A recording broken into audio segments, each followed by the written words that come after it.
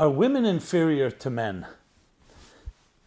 The common perception is that in earlier history, in primitive times, that's how the attitude was, that men were the center of the universe and women were their accessories. Totally inferior. Especially, ask anyone, what do they think is the biblical view, the religious view? Male hierarchy, that's what controlled the world. And women were secondary, second-class citizens. In time, this is the common perception, women slowly began to claim and finally gain some rights. It's still arguable whether they have equal rights, almost equal. But the suffrage movement, feminism, definitely in the last century, is seen as being the modern advancements of women finally gaining their equal stature to men. But is this true? Are women indeed inferior to men in the Bible? Come, join me, and you'll be surprised to learn that quite the contrary. That if we actually go back to the Bible, we find that women are totally equal to men, each having their own superior qualities, complementing each other. And it's indeed the modern world that can learn much from that fundamental equality. Yes, that women and men are equal according to the Bible.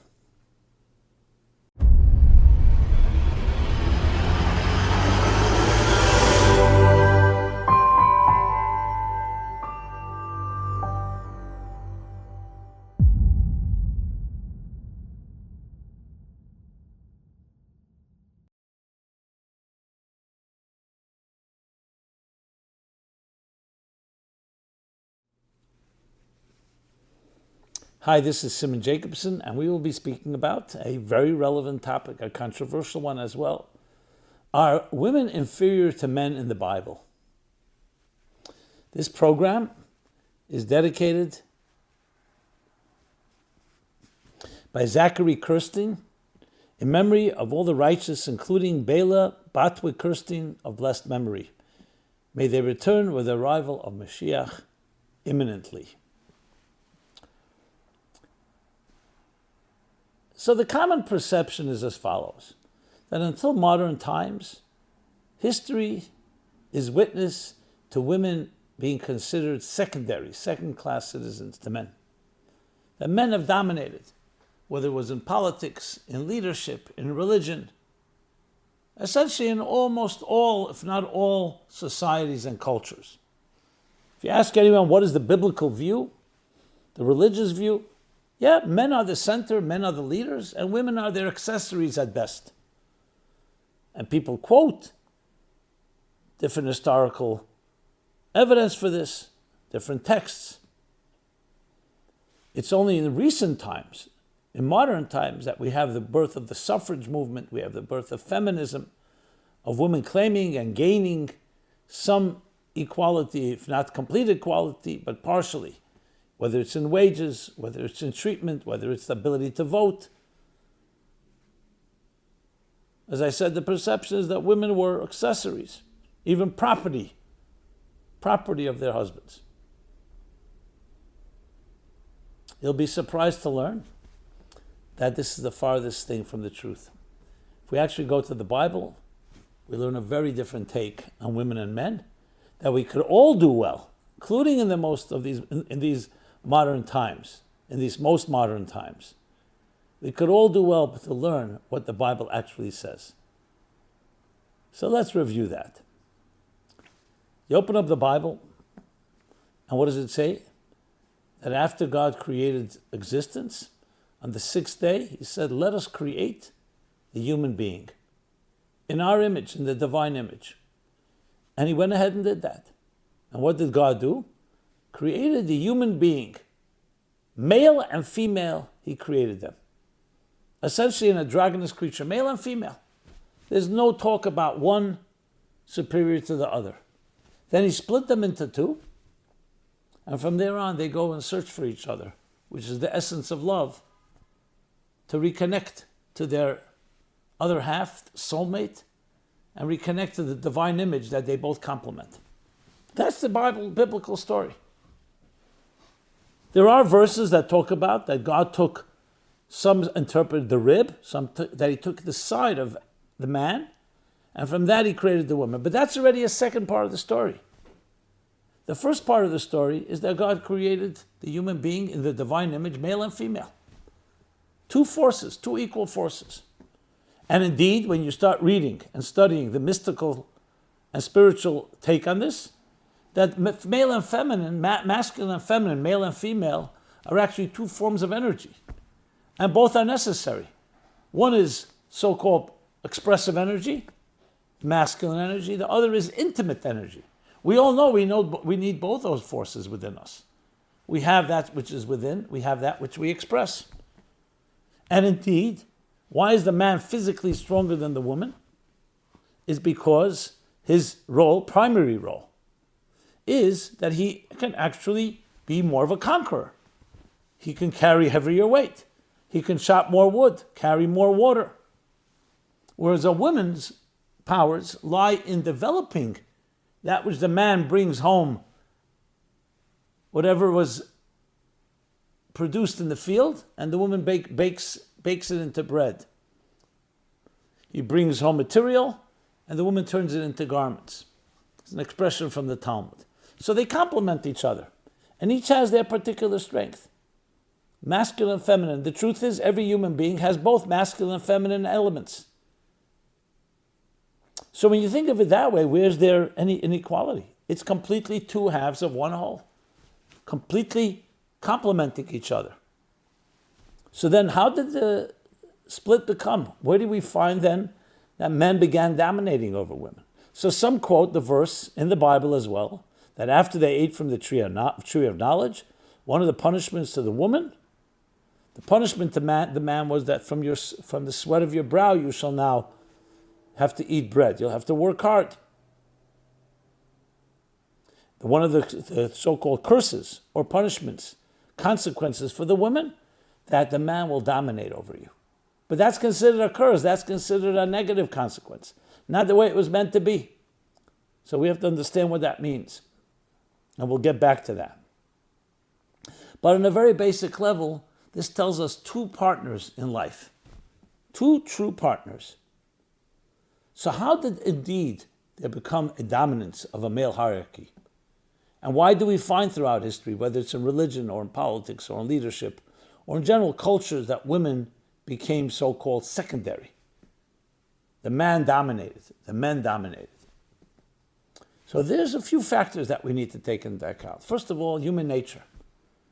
When we live in a material world, what do you think is going to happen? If a person focuses on materialism, there's the expression, whoever's more powerful will win, the survival of the fittest. Since a male is physically, physiologically, usually stronger than a woman, he can dominate. Simply on a physical level. He can subdue. He can subjugate the women. And that's what men indeed did.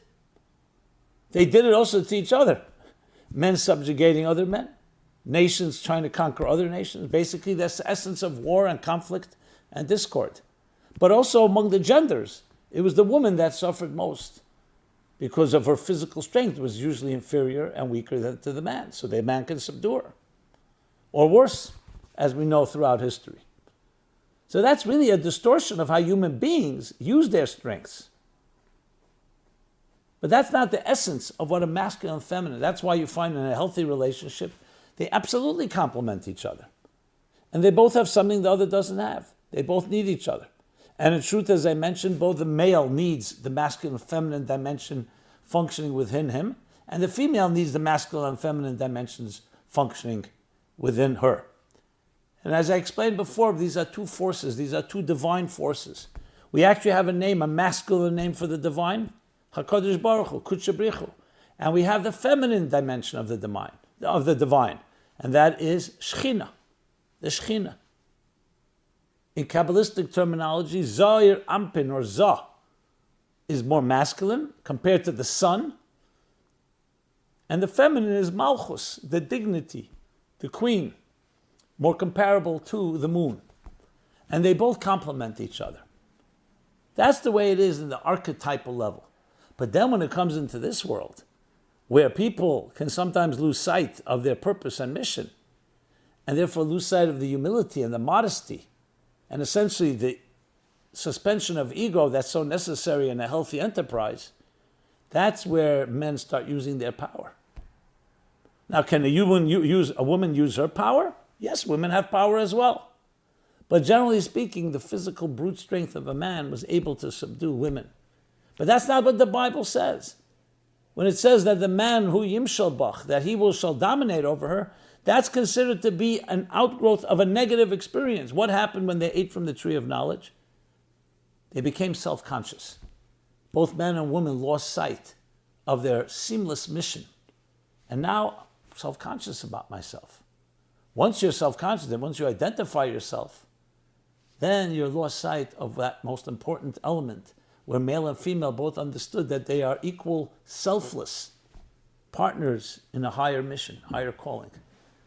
When that is gone, or at least consciously, when that is lost to some extent, and they betrayed themselves, now, as God says to Adam in the Garden of Eden, Ayeko, where are you? I don't recognize you. You've wandered away from your calling. And the same thing with the woman. So now, to regain that and reclaim your calling, the man will have to work for his living. He will not just get it automatically. And the woman will have to endure her pains. So the real intention of male dominance was not that the man should dominate over the woman. It was because the inevitable and sad consequence of a material world where you lose sight of your mission, where materialism loses so-called its soul, is who's going to suffer most? The feminine energy, the soulful energy, the sensitive, gentle energy. Because the masculine energy can dominate. The goal is that the masculine should protect the women from the hostile forces of materialism. But if it's distorted, the man will use it to control. And that's the meaning of the verse, that it should actually be used to protect, not to control. So in a perfect world, you don't need the protection. The world is aligned. The feminine energy is appreciated for what it is, and the masculine energy is appreciated for what it is. Each one serves a role. As I mentioned before, you need someone to chop the wood. You need someone to shape the wood into a building. You need someone to provide the resources, to tame the elements. And you need the other person to build a beautiful home. Not that each one can't participate in the other, but primarily. One provides the seed, the other one carries the child. Nurtures the child for 9 months in pregnancy. Each one fitting to their spiritual role and function. But when there's a distortion and there's a dissonance between our mission, our calling, and our divine purpose, between matter and spirit, that's when you have the clash. And men will use their power. And then women will rebel against that power and say, no. It's interesting. There was a time where a career or work itself was not considered a virtue. The philosopher kings had the worker was considered menial, was considered inferior, actually. But then the career became the center of existence. What was the center of existence before that? The home. Both father and mother were building a home. Children. That was the center of existence. Once the men began to glorify and deify their careers and their work, and they left the home, they said, what do they need to have a nagging wife and crying children? They could stay at work and go to a bar. Women suddenly realized, hey, you left us alone. If both of us understood the focus of our lives is to build a divine home, and to build a home and children, healthy children, and to leave a legacy, to leave a mark in this universe of goodness and kindness, we're partners. Then you going out to work is a necessity and it's simply to pay the bills. Not an end in itself, but now that you've made work an end in itself, and it's lost its divine purpose, so women were suddenly left behind. And of course they'll rebel and say, we also want to have a part of we also want to be part of the party. And women began to start emulating and saying, equality is to be like men. Instead of embracing what their real, true feminine nature is, they began to behave and demand the same rights as men. The truth is they're equal, but they demand the same salaries, the same type of roles, But there are two different roles. This doesn't mean a woman cannot work and be a breadwinner and a man cannot be at home with children. Again, it's about what's primary. So indeed, from a perspective of the Bible, we're talking about two spiritual soulmates, male and female, both dedicated to a cause greater than themselves. But as soon as the self becomes a force, that's when you begin to have the conflict, the battle of the sexes, as it's called. Where are we now? We stand in a place where after years of male dominance, women have begun to claim and argue, where are we? Why are we not part of this? The truth is we should be embracing the biblical version, that we should understand that we're truly souls inside of bodies, and our role should be to bring that soul's expression into this world. And there's a masculine way and a feminine way, and they complement each other. The feminine way is more nurturing, more internal, more intimate. It's like the energy that flows internally within. And then there's the energy that travels outward, that's expressive. And you need both. You need one to sublimate and conquer the elements and transform a material, hostile world into something more sublime. And then you need the woman's gentle spiritual energy to experience the sublime. And they complement each other. That's the biblical view. So it's a tremendous equality, a tremendous respect. Now, you may say this is theoretical. It's not theoretical. I have lived the life. I have saw my parents, I saw others that lived this way. Total dedication in that sense. There was no such thing as superior. The whole language, superior, inferior, was completely not even in not in the ballpark. It wasn't even part of the discussion. Because each one knew their role, each one in a very selfless way fulfilled their role. Do we do it perfectly? We all have our challenges. So it comes down to male and female. God created them in the divine image. Two parts of a divine image. There's so much that can be learned from this in our day and age, in the issues of gender. What's the role of a male? What's the role of a female? I have a chapter in my book, Toward a Meaningful Life, where I discuss it at length. So it can complement much of what we're discussing here in this class. Women and Men is the title. And there I also talk about a very interesting mystical concept. That over the years, yes, men dominated. Not for the positive necessarily, simply because they were more powerful.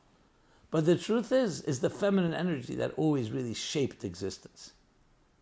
When push came to shove, it was the women that led the way. And indeed, the mystics say that just as it was when the Jewish people left Egypt, it was the merit of the Jewish women and their faith. Their faith. Faith is more powerful than weapons. The faith in the promise, the faith that we will get out of this place, the bigger picture they were able to see. Men sometimes get caught up in the small picture. So the mystics say that at the end of days, after thousands of years of male dominance, the feminine energy will rise and we'll begin to appreciate that sublime. In a way, you could say technology appreciating the invisible.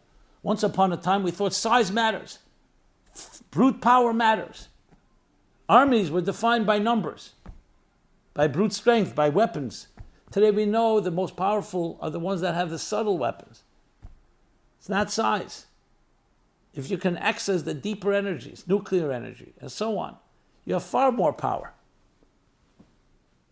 So on a spiritual level, the feminine energy is the spiritual energy of existence. Masculine energy is more the physical, the brute strength energy. You need both. Because when you're living in a world, a hostile world, you need to tame the elements. You need to deal with hostile, perhaps, enemies, protect. But you also need the gentleness, the sublime contribution that comes from women. The expression in the book of Psalms is, the dignity of the princess is within. That intimacy that you can't quite measure, but it's so powerful. For a woman, love is a state of being. For a man, it's an act. And they both need each other because we need the expression of it, but we also want that state of being, just being it. So there's a certain inherent sense that women have, that they sense something is coming. I remember that big tsunami that happened in, where was it? In the Far East. It killed many, many people. Was it in Indonesia? I don't remember where it was. Big tsunami. Thousands of people were killed. Interesting thing, most of them were men, not women. The animals had escaped and the women too ran. What was the difference? It was because when a tsunami, it's closer to land, before it crashes into land. Remember, a tsunami can travel in deep oceans and no one even notices it. A tsunami could be running 500 miles an hour beneath you if you're out to sea, and you'll just feel a little float here and there. Where's the devastation happens when the tsunami, when the water that's rushing, either due to a volcanic eruption or an asteroid or some other factor that disrupts the water in the oceans, so it rushes as it comes to landfall, where it begins to come closer to land. That's when the whole ocean shifts, that boundary, and that's a tsunami. But right before the tsunami comes to the shore, because of its tremendous power, it sucks all the water. So first the oceans recede, literally, like the tide goes in all the way. So men came running, curiosity, to see suddenly the seabed, and didn't realize what was happening. Women instinctively knew there was a problem. They're not as voyeuristic. They weren't seduced by the external scene. They ran inward, instinctively feeling there's danger coming. They say animals knew even earlier, because they sense something when there's a shift. So it's interesting that sometimes that external expression, the masculine, the voyeuristic, which is why maybe it's not a statistic that we are proud of necessarily, but you find porn is far more followed by men than by women. Because men are very visual, very affected by actions, and women are far more sensual, far more internal. For them, a relationship, love, is a whole experience. It's not just an act. It's not just a moment. It's not a verb, it's a noun. So how much can we learn from that? Tremendous lessons, and that's what happened. Adam and Eve, male and female, they created them, God created them, because each one contributes something. The woman contributes that more sublime, that more that sensual, inner, intimate side, and the man expresses it. We need both. We need to express the inexpressible. So indeed, from a biblical point of view, counterintuitive and counter to what most of us would imagine, it's quite advanced. And indeed, we are entering into a feminine age where the invisible, where the intimate, where materialism, raw materialism, is not necessarily more powerful. Where the power of love is stronger than the love of power. That's the world in which we're entering. And we see that. With today, brute strength is not quite as powerful as it once was. It's physically still powerful. But you can be pressing the right button on a computer, which doesn't take a lot of exertion, and achieve more than someone who's toiling in the field for hours and hours. So what did we learn and what did we derive from this in our personal lives? That first of all, we have to reclaim our feminine and masculine selves. It's not to blur the boundaries. It's not to lose sight of them. It's not for women to become men and men to become women. And I'm not talking about the transgender issue. I'm talking about women playing by the rules of the man, or the man having to satisfy women. It's usually the other way around. It's for all of us to reclaim our inner psychological, spiritual, and emotional identities. I remember back in the 70s, it's still probably going on, the Iron John weekends, the idea of men reclaiming their masculinity, going for these weekends where they wear skins and they grunt and they sweat, they climb mountains, getting back to the masculine. Many felt they become emasculated, effeminate. So one of the people who went to one of these weekends, and it was an expensive weekend, comes back an executive, and he's talking to his colleagues, his workers, he's telling them how what kind of great weekend it was. It was a lot of money, but he was worth it, reconnecting to his masculine side. And I was sweating, and it was great. One of the workers said, "Boss, if you want to sweat, you don't have to pay thousands of dollars. Just come down to our site, which you own, and work with us. Work with us on a construction site for a while, and you'll sweat." And the boss says, "I don't have time for that. I'm busy all week long. I scheduled ahead of time. A scheduled time, I would go on these weekends, and that's where I would sweat." So he says, "Boss, if you sweat when you want to sweat, it ain't sweating at all." So it's interesting how we sometimes try to reclaim, not necessarily always in the right manner. But there is something about each of these forces that are necessary, but above all, what keeps them going and what makes them healthy is their spiritual connection, the spiritual within our masculinity, the spiritual within our femininity, and getting rid of the ego and recognizing we need each other, we complement each other. What a mother gives, a father cannot give. What a father gives, a mother cannot give. Can one compensate for the other? To some extent, but there's something beautiful when you have both. And also in a relationship, each one brings a different dimension. The noun meets the verb. The action meets the state of being. Well, both are necessary. Sometimes you begin with action, but then it leads you to a state of being, to just being there. These are some of the lessons we learn from the biblical view on men and women, and hardly anything inferior. The very concept of inferior, superior is an ego thing, is a control thing. It has nothing to do with spiritual values, because God does not create inferior or superior. Everything has its purpose. That's what we need to re-embrace. So instead of men writing the rules and women trying to conform to them, or demanding equality on men's terms, no, let's create equality on our own terms. Let's reclaim what it means to be the quintessential woman, the quintessential feminine energy. Let's reclaim what it means to be the quintessential masculine energy. And then we can recognize how both complement each other in a beautiful harmony. Soul and body, form and function, noun and verb. The expression of love, but also the experience of love.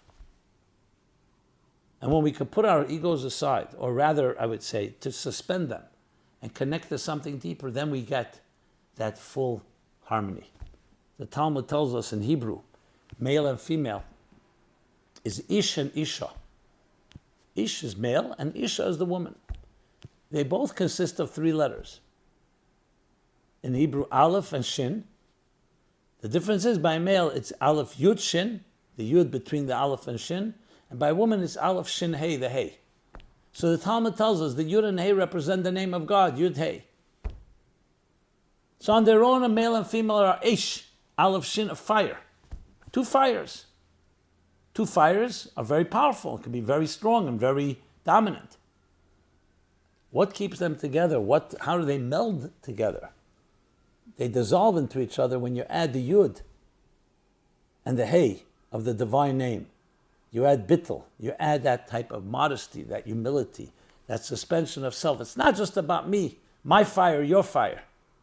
There's something in there that transcends the individuality and allows them to see beyond their own needs and therefore complement each other. And what happens when 2 fires join in a healthy way?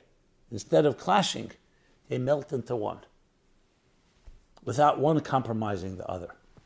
That is the true view of male and female. So practically speaking, I definitely recommend reading the chapter of Women and Men in my book, Toward a Meaningful Life. You could check out, we have a whole section on our website, meaningfullife.com, more material. And above all, think about it. Try to connect to who you are. Look around, friends, people who are healthy, in a healthy way, expressing their own gender, their own unique energy. And learn from each other. Definitely don't buy into the myths that are being sold to us, that are being marketed to us. But let's reclaim our masculine and our femininity. How they're really 2 parts of one larger whole, which is the divine being neither male or female, and therefore can bring these 2 together in a total, beautiful harmony and fusion and symphony. This has been Simon Jacobson. Thank you for being with us. from Meaningful Life Center. Go to meaningfullife.com where you can find more such materials. Please subscribe to our YouTube channel, our growing YouTube channel, and please share with your friends. Love to hear your comments, your thoughts, your feedback, questions. And we continue our journey together, finding the harmony within our diversity. A male and female together create something that's more than the sum of the parts. Be blessed and be well. Thank you so much. This program is brought to you by the Meaningful Life Center. Please help us continue our programs. Make even a small contribution at meaningfullife.com/donate.